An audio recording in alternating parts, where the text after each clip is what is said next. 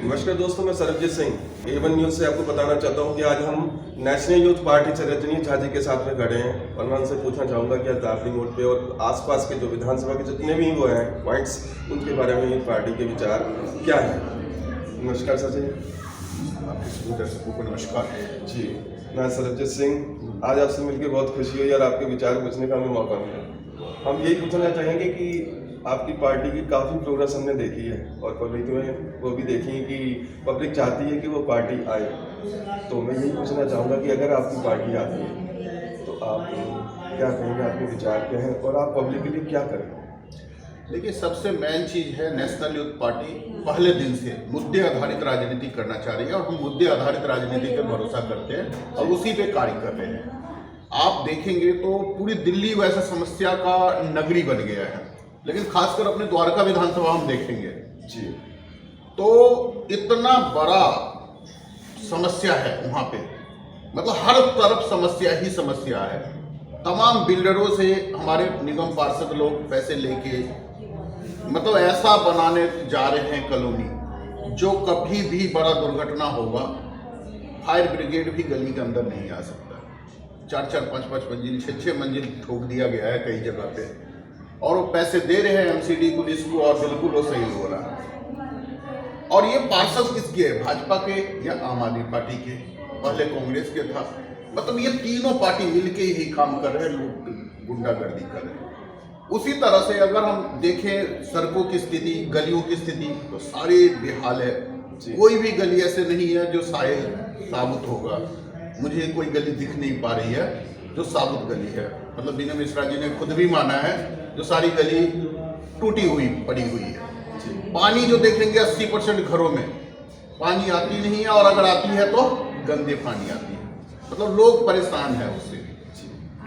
उसी तरह से हम जो देखेंगे बाजार, स्थानीय बाजार, रेहड़ी पटरी और ये बाकी जो लोग हैं, ये सारे जो लोग हैं गरीब परिवार से है जो मेहनत मजदूरी करके अपना जीवन यापन कर रहे हैं।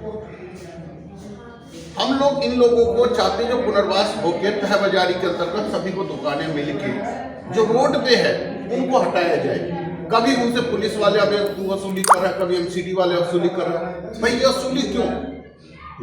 इन वसूली को खत्म करवाना चाहते हैं हम चाहते हैं सभी लोगों को परमानेंट दुकान मिले जो रेहड़ी पटरी वाले हैं और रोड से, गलियों से कोई भी रेहड़ी पटरी ना लगे, कोई अवैध कब्जा ना हो। क्षेत्र में जो अवैध कब्जा हो रहा है वो सारे खत्म हो। ये हमारा सबसे पहला उद्देश्य है अपने द्वारका विधानसभा के लिए। लेकिन इन सभी कामों के अलावा एक अपने द्वारका विधानसभा में जो 2-3 चीज बड़े महत्वपूर्ण है। दिल्ली में लगभग 900 MGD पानी सफाई होता है 70 विधानसभा। इस आधार पे हमारा जो हिस्सा आता है द्वारका विधानसभा का वो 12.8 MGD पानी हिस्सा आता है। हम करें भाई 12.8 नहीं, हमें 10 MGD पानी तो दो। हमारे द्वारका विधानसभा को मात्र 3 MGD पानी आता है, मिल रहा है और इस कारण से पानी की बड़ी कमी है। तो द्वारका के क्षेत्र के लोग अगर मुझे MLA चुनते हैं तो दिल्ली द्वारका में कम से कम 10 MGD पानी की सप्लाई होगा और हर घर में नल से जल जाएगा। कोई टैंकर माफिया का राज नहीं होगा। ये हमारा सबसे मेन एजेंडा है द्वारका के लिए। कि एक चीज़ मैं और पूछना चाहूँगा कि कुछ पॉइंट्स ऐसे हैं जिनके बारे में हम कह नहीं सकते, लेकिन पब्लिक के मुख से बहुत सुनते हैं हम सुबह शाम। तो उस बारे में आपका क्या विचार है? अगर आपकी पार्टी आती है तो पब्लिक के लिए आप क्या करना चाहेंगे? नहीं, जैसे आप अगर पूछेंगे तो ज़्यादा बढ़िया रहेगा, लेकिन हमारा जो मेन उद्देश्य है जो दिल्ली को सुव्यवस्थित और दिल्ली को पुनः दिल्ली बनाना, क्योंकि दिल्ली में भारत से कोई भी लोग आता है तो वो 3 ही काम से आता है, पढ़ाई और दवाई कमाई के लिए। आज के डेट में दिल्ली में पढ़ाई बेहाल है। दवाई के नाम पे तो आपने देखा ही होगा जो कोरोना के समय 4.5 लाख लोग बिना इलाज के, बिना दवाई के, बिना एम्बुलेंस के मर गए। और कमाई, रोजगार खत्म होता जा रहा है। आप तो बेरोजगारी के आलम, आप लोग, आप पत्रकार है, आपसे ज्यादा तो कोई नहीं जान सकता है। जो लड़के वैसे बेरोजगार 6-6 डिग्री लेके और बेरोजगार घूम रहे हैं। तो आज हॉस्पिटलों में भी कुछ दवाइयाँ ऐसी हैं झा जी कि जो दवा मतलब गरीब आम जनता को मिल नहीं पा रही, और हॉस्पिटलों में इतनी मतलब बुरी हालत है कि मरीजों को पूरा इलाज भी नहीं हो रहा। तो उस बारे में आपकी क्या चिंता? देखिए, जो सबसे पहला मैं इसमें हॉस्पिटल के मामले में तो द्वारका के लिए भी और दिल्ली के लिए भी, जिस तरह से मैंने बताया आपको, जो दिल्ली में 4.5 लाख लोगों का देहांत हो गया कोरोना के समय बिना इलाज के, लेकिन ये दुखद घटना हमारे द्वारका विधानसभा में भी 7436 लोगों का, लगभग 7,500 के करीब लोग जिसका देहांत हो गया केवल और केवल कोरोना में इलाज न होने के कारण। अभी तो हॉस्पिटलों में 5-6 महीने से दवाइयाँ नहीं आ रही, तो वो गरीब आम जनता, वो जो आम नागरिक है, वो कहाँ जाएगा? हाँ, तो वही बता रहा हूँ मैं।